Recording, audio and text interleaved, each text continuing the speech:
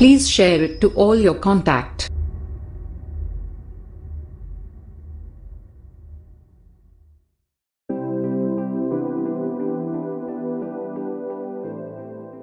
بسم اللہ الرحمن الرحیم۔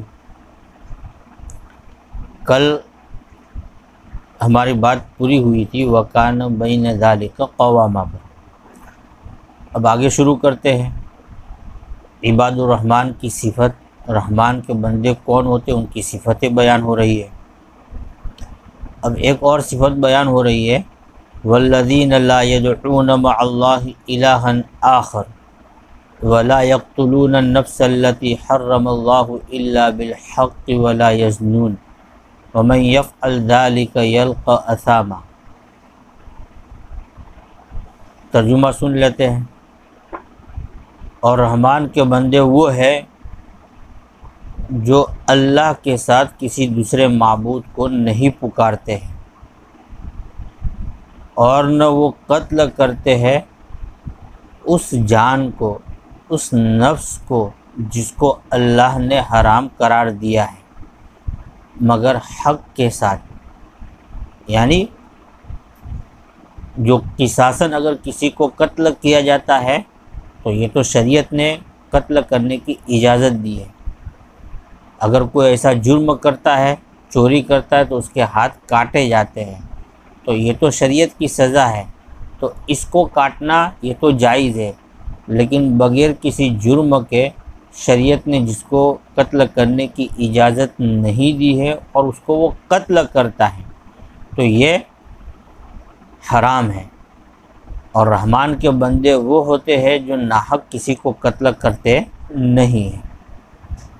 ولا یزنون، اور ایک صفت اور بیان ہو رہی ہے، زنا یزنی زنایتن کہ میں نے زنا کرنا، ولا یزنون جمع مذکر غائب کا صیغہ ہے، اور رحمان کے بندے وہ ہے جو زنا نہیں کرتے ہیں۔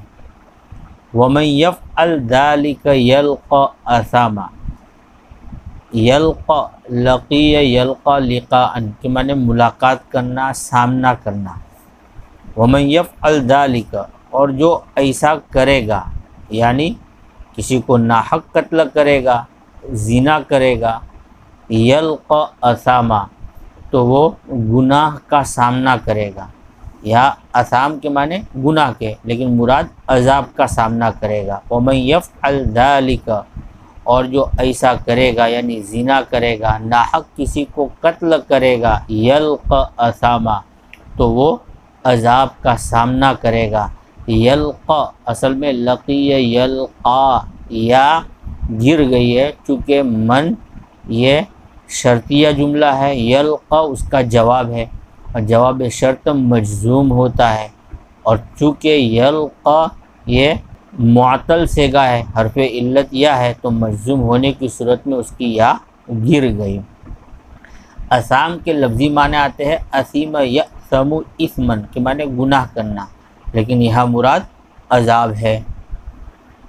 یضاعف لہ العذاب یوم القیامۃ ویخلد فیہ مہانا، لفظ کا معنی سمجھ لو، ضاعف یضاعف مضاعفتن کے معنی آتے ہیں دو گناہ کرنا، اور یخلد خلود یخلد خلودن معنی ہمیشہ رہنا، مہانا یہ مفعول کا صیغہ ہے، ہان اہان یہین اہانتن کہ میں نے ذلیل کرنا۔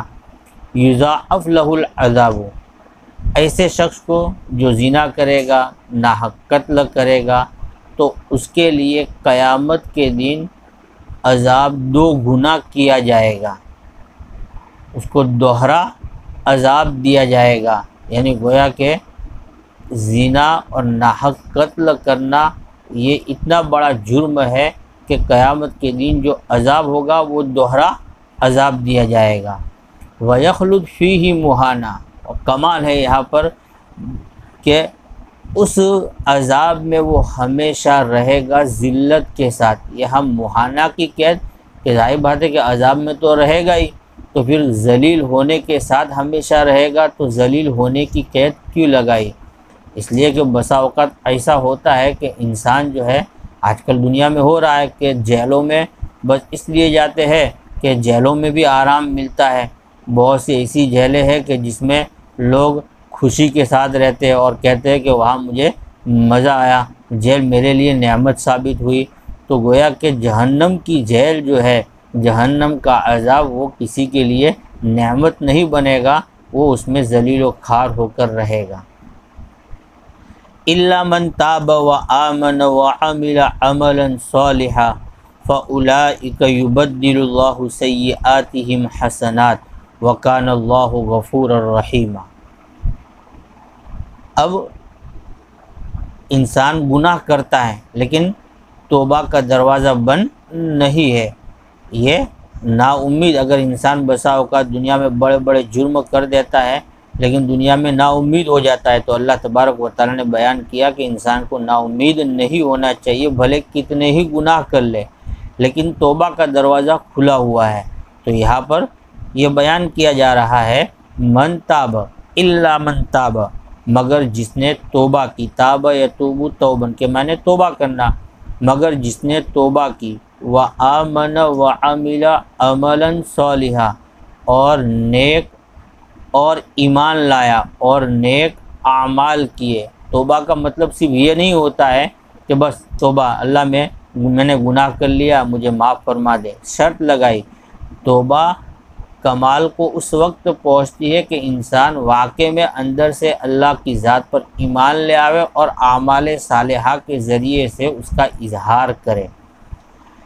تو جس نے توبہ کی اور ایمان لے آیا اور نیک اعمال کیے تو اللہ تبارک و تعالیٰ ان کے گناہوں کو اچھائی میں تبدیل کر دے گا. یعنی اللہ غفور الرحیم ہے کہ اللہ ایک انسان جب گناہ کر لیتا ہے تو گناہ کرنے کے بعد وہ بیکار نہیں ہوا، بلکہ اللہ تبارک و تعالیٰ، بلکہ کہا جاتا ہے کہ خیر الحدیث میں آتا ہے جس کا مفہوم ہے کہ سب سے بہترین بندہ وہ ہے جو خطا کار ہے لیکن وہ توبہ کرتا ہے. خطا کرنے کے بعد اگر توبہ کرتا ہے تو اللہ کے نزدیک بڑا محبوب بندہ ہے.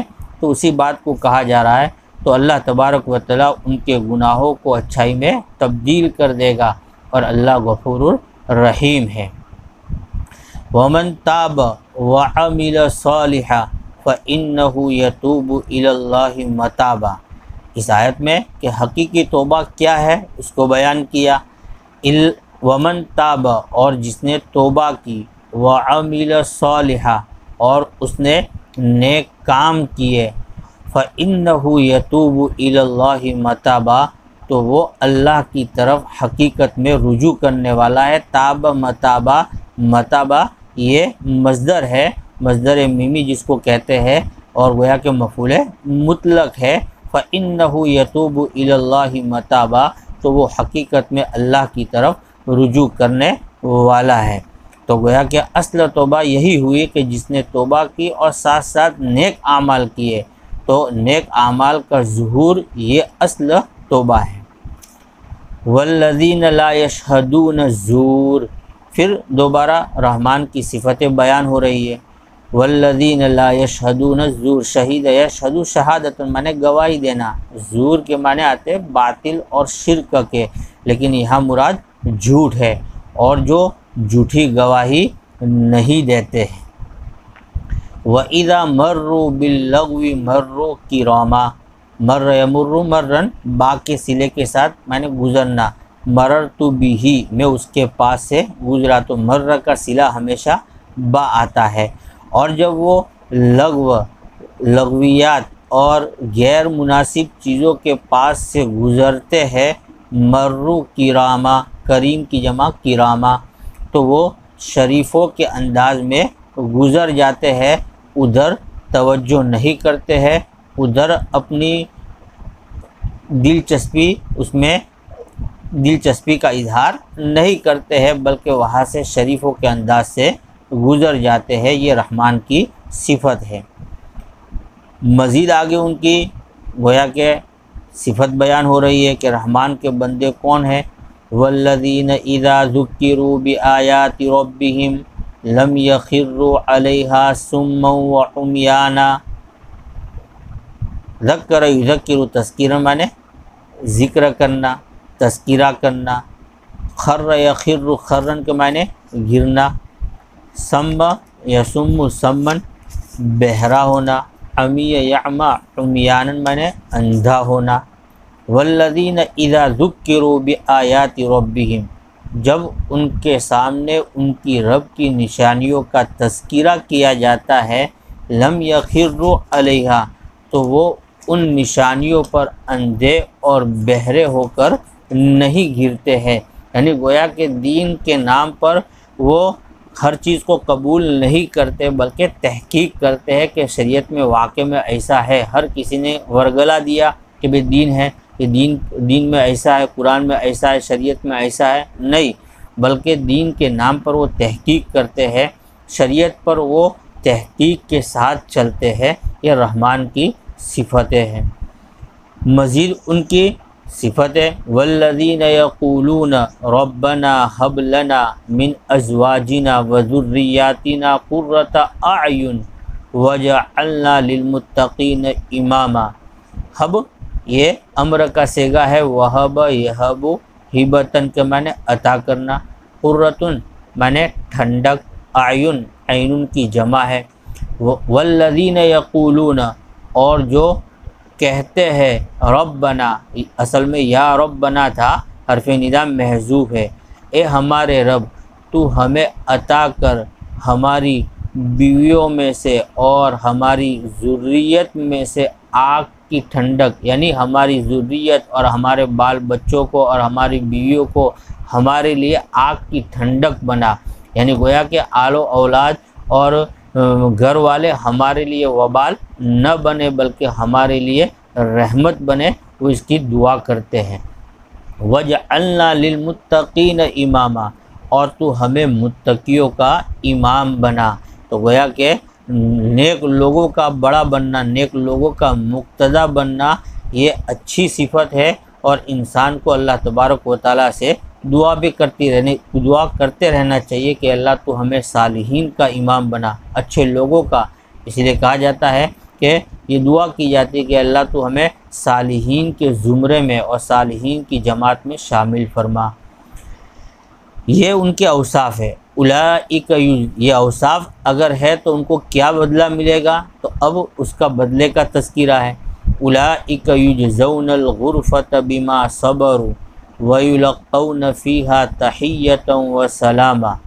جزا یجزی، جزان مانے بدلہ دینا، غرفتن کی جماعت یہ غرف کے معنی کمرہ، یعنی بالا کھانا۔ لقا یلقی تلقیتاً مانے سامنا کرنا، مقابلہ کرنا۔